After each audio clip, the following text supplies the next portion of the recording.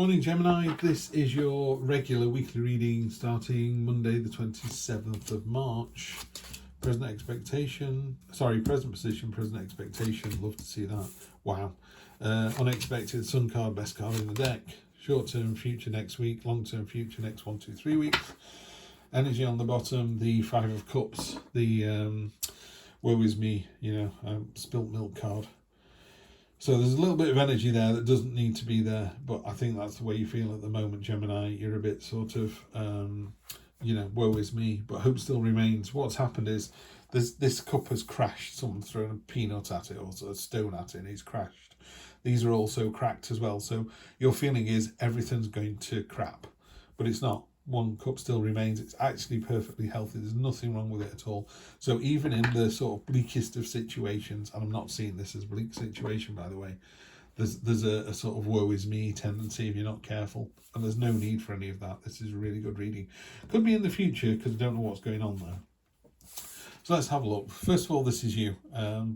Knight of Swords, 2 swords, no shield, hardly any armour. So he's fast, he's agile. He can't wait to get to it. It's like, come on, let's do this, let's do this. The downside of this card is everyone loves that kind of passion and energy. It's like, come on, let's go to the beach, let's go. Let's all jump in the car, and you get there and go, where are the towels? Where's the suntan lotion? Where's some money for ice creams? And everyone goes, I didn't bring any of that.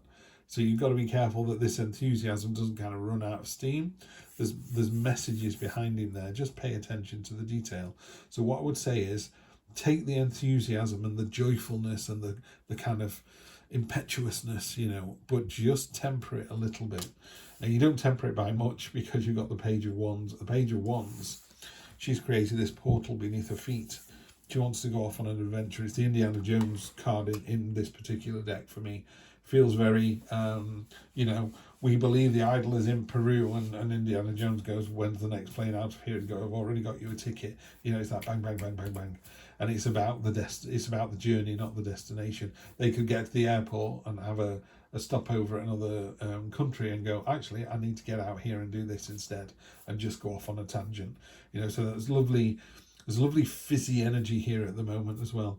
Unexpected is that energy that you've got at the moment, that sort of adventurous, playful spirit. Yeah, playful.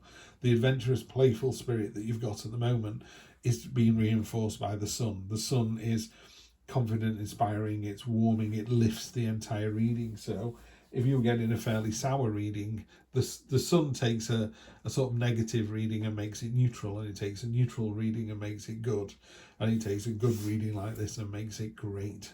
So wherever she dances, sunflowers burst into life. It is release your inner child. Again, I just keep getting playful. I get joyful. Come on, let's go. Let's do this.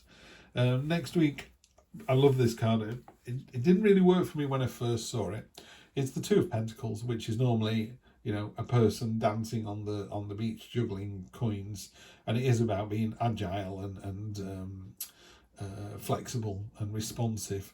This ferret is, you're literally going, how on earth is he so relaxed? And the ferret's expression is like, I can do this every day. Just to them, they're not balancing on this little golden nugget. They're just sat on a wall as far as they're concerned. So in this particular deck, it feels like a very powerful, in control.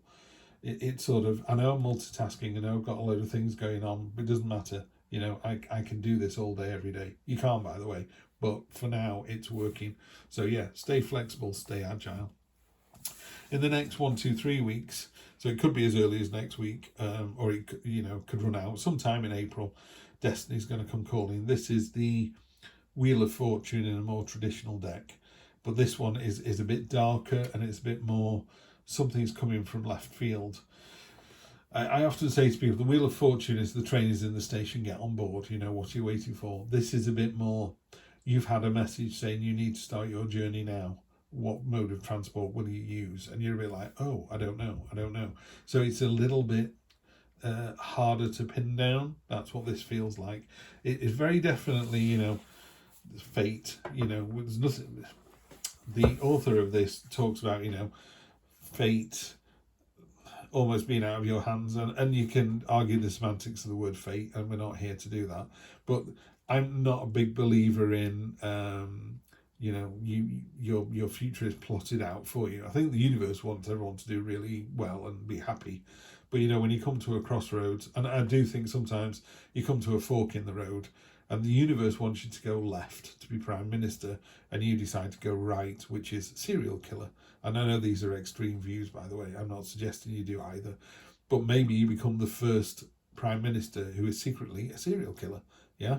So the universe wants you to be this, and you try and fight against it. And every time you do, your instinct goes, I'm not sure we should have gone right there. So the next time you come to a fork in the road, guess what? The universe goes, can you go left so you can get back on the path that takes you to Prime Minister, takes you to a long and happy life instead of this other one? So it's always going to try and bring you back on the path, but you have free will. And you could go, stick your Prime Minister up your arse. There's a phrase I never thought I'd say. And I'm going to carry on going down this path because I like the look of these trees. And you end up being a serial killer. And the universe eventually will hold its hands up and go, we did what we could, and that's as much as we could do. Yeah.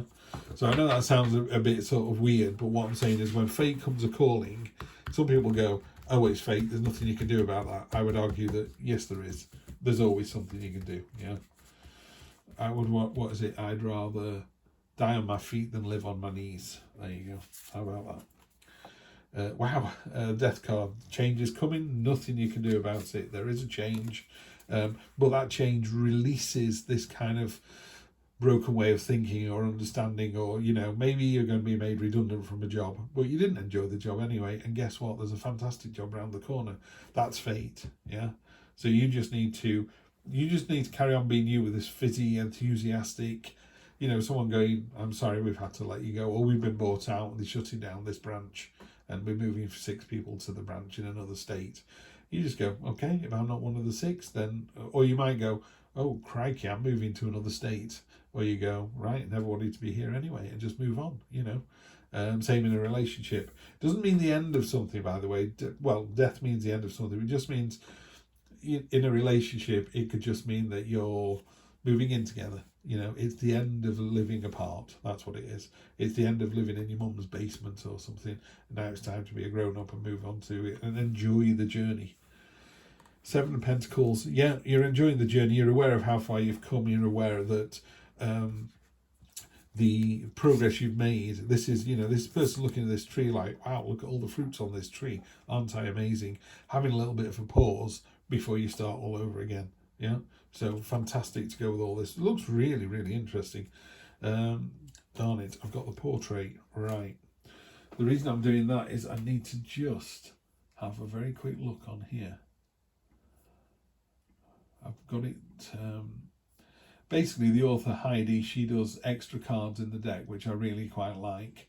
But the thing is, 2 of them are mentioned in her little booklet. The others are not. They're up on screen. Here we go. So, portrait in the unexpected position. And it says here, portrait, identity, representation, legacy. Portraits are works of art that tell a person's story. They can capture not only what a person looks like, but the idea of that person, what they value, how they live, how they want to be seen, what mood they're experiencing. The portrait card can show up when you feel misunderstood by others, or maybe struggling with your own sense of identity. Who are you? What do you value? Does the way you represent yourself adequately reflect who you are? Do your actions align with your words and beliefs? The portrait encourages you to check in with yourself to address these types of questions. Additionally, portraits live on long after we're gone. You might pull this card when you're questioning what legacy you'll eventually leave behind. Will the memory of you adequately represent who you really were? Do you want it to? That's really interesting because this is the 8th time I've used this deck of cards. I'm just leaving the meanings to do what they want to do there. I don't see any negatives with that. I do think it's not unreasonable to, you know, put your head on the pillow and go, what have I done today? What legacy am I leaving? Am I a better person today than I was yesterday? Have I left the people I've interacted with a smile on their faces, or do they never want to see me again? Yeah. So there's a little bit of that. Because it's on top of the Sun card, I think you've left everyone with a big cheesy grin on their face. So well done you. Queen of Swords. Love the Queen of Swords card. There are storm clouds. She's above all that. Normally the storm clouds are a waste, but she's on the edge here. She can see for miles. She's releasing these ideas. She's got a new way of thinking. There is a lot of releasing kind of energy going on here. You very definitely a feeling that whatever situation you're in, and you're joyfully moving out of it with enthusiasm and momentum and looking forward to the next chapter. She's got a sword out. She's like, I'm not getting caught out again. Last time I went out with a DJ, it didn't work out terribly well. However, I do like going to clubs, and they are very handsome. You know, it's that kind of. She's one of the things it says about the Queen of Swords is she's been hurt before, and she's prepared to. She's been hurt in love before, but she's prepared to love again, and that could be. It doesn't have to be a romantic love. It could be in business. It could be relationships with friends, siblings, all this kind of stuff. It's like, wow, they put me through the ringer, but I'm going to be there for them. That's the legacy I want to leave. And then finally, let's get this card here because that wants to come out. Queen of Pentacles. I'm trying to think what's Queen of Pentacles. Let's just read from Heidi's book because I think that's going to be the easiest way to do it. One of the things I'm weakest on are the pip cards, and one of the weakest of those is the Queens. Don't know why. I keep reading up on them, and they just don't sit with me. I just don't remember what they're talking about. I love the Page of Pentacles. That's one of my favourites. Queen of Wands, Librans get all the time, so I know that one a bit better. Here we go. The Queen of Pentacles, caretaking. The Queen of Pentacles is a maternal, nurturing figure that takes care of her loved ones, both emotionally and financially. She's a mother and a breadwinner. Her ability to balance work and home life seems effortless, but it's not. It takes a lot of effort to make things look easy. But providing and caring for herself and others is a true labour of love, and she'd prefer to live no other way. So there's a lovely caring card to go on top of all of this as well. And then I've only just noticed energy on the bottom of the deck was the Magnificent Fool card. The Fool is 0. It's jumping off the cliff. It is all or nothing. It's like, what are you waiting for? Let's do this. Love, love, love to see the Fool in any reading, in any position. I'd say the Fool, the Hangman, and the Magician are probably my top 3. Whenever they come up, love it. But you've got the best card in the deck, which is a Sun card. So yeah, I think whatever life throws at you, you're going to do it with, nurturing, compassionate grace, I suppose. Right, let's see. We're just going to sign off on one of these spirit animal cards. And we've got Sandpiper Spirit, be playful. Sandpiper Spirit, be playful. I get that with the sword and the Page of Wands down here. So I'll just read it out for you, and then we'll let you go about your business. Please do like, share, subscribe. I do appreciate each and every one of you coming here. There aren't many of us, but the ones that do turn up, you're obviously beautiful, intelligent, articulate. That's why you're here, so thank you. Sandpipers like cute little clowns poking their beaks into the sand before darting off to chase the waves. The appearance of the Sandpiper Spirit is a sign it is now time to engage your playfulness. Whatever task you have before you, perform them with the lightness of being. Explore the familiar, discovering the new and the old. Who knows what treasures await when you let yourself laugh and have fun. Sandpiper Spirit's happy and curious nature can help you feel rejuvenated as you remember your ability to run and fly and dance playfully. Gemini, enjoy. Always a pleasure to read for you. Get some fantastic readings, and I think this one's no different. Have a great week, and I'll see you next week. More of the same. Take care.